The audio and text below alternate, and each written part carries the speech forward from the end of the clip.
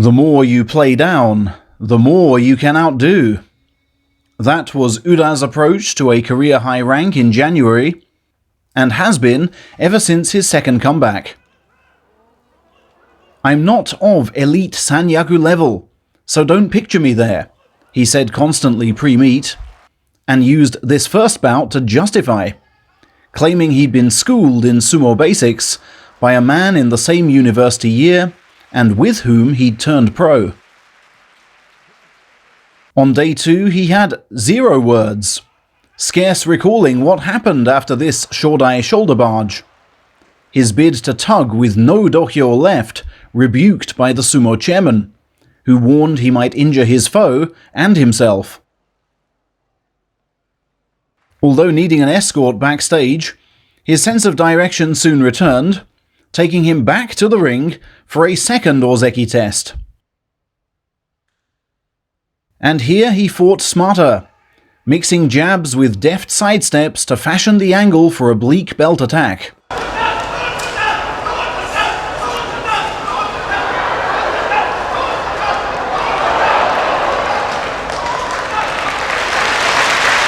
From which this final drive was spawned. Keisho's foot dragged and bent, causing ligament damage, which, along with loss of breath, left him with no chance in the rematch.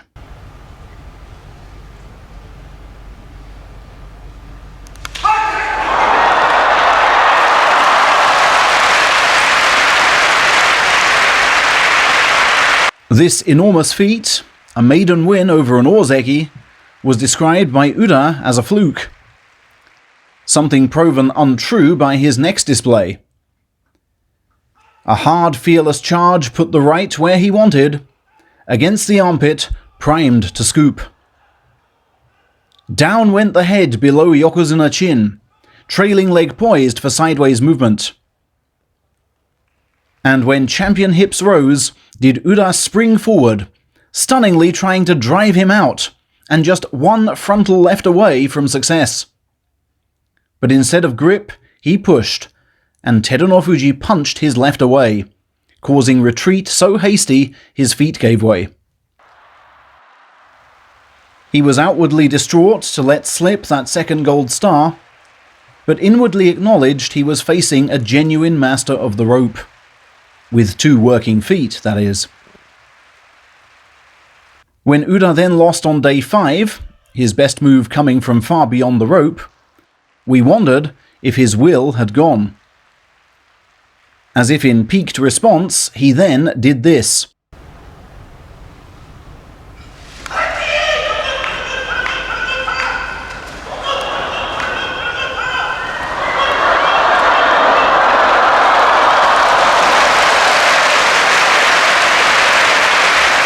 Yanking his foe in with a swiveling tug, then shunting him out from behind at speed. It takes some work to adapt lightweight sumo to a 150 kilo frame, he told us pre-meet, and it was here we admired how right and diligent he is. Day 7 brought all the spice we'd expect from student sumo rivals, with the niftier Uda doing all that was needed to flee Hokuto's right.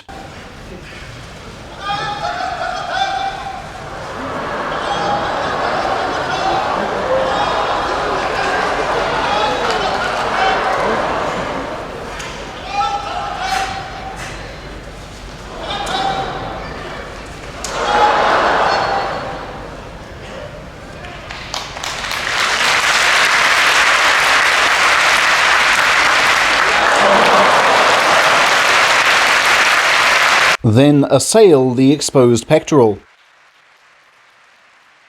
Before a daring leg pull on a lumbering sekiwake took him to 4-4 on his 100th top-flight outing.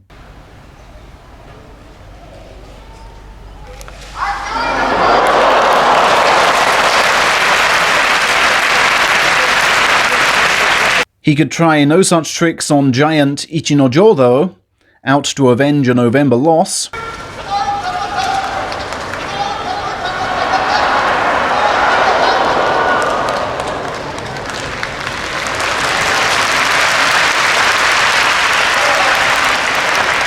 The low, boring head of little use with his belt gripped so tightly.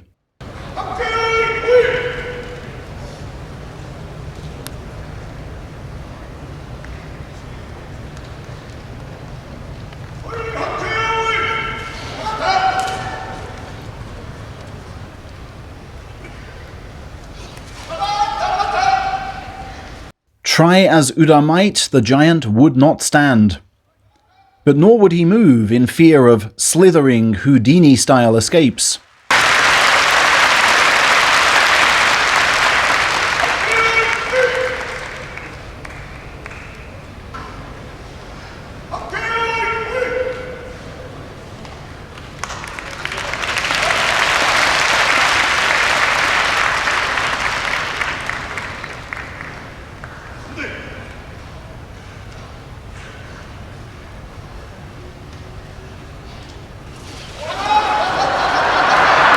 In the end, much as against Terunofuji, Uda's bid to extricate was met with a swift offensive counter, and several abhorred photos.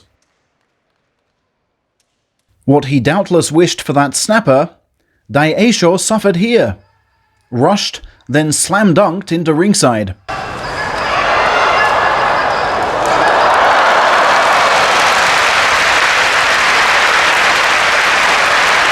And Uda was soon reunited with Eisho. Lost footing and misplaced head exploited to the full by Waka Takakage.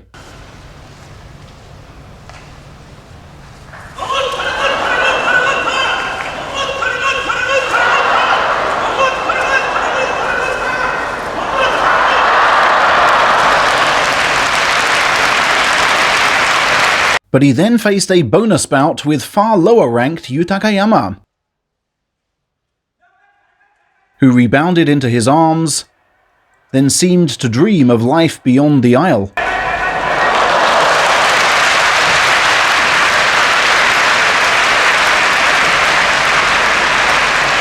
A fine record over Chiyoshoma needed some protecting.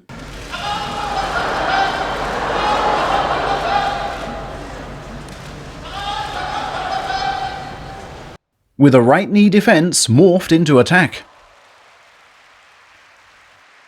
And a November leg pull repeat would have brought him the magic 8. Only for Tamawashi's thrusts to have their noisy say.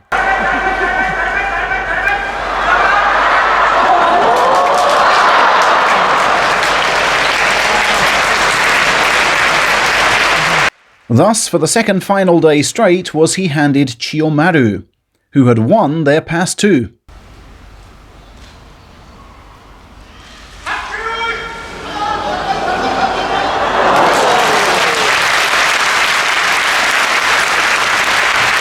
It was scarce how he dreamed it, but awful right foot placement from his Michelin Man foe gave him 8 wins at Maegashira 2.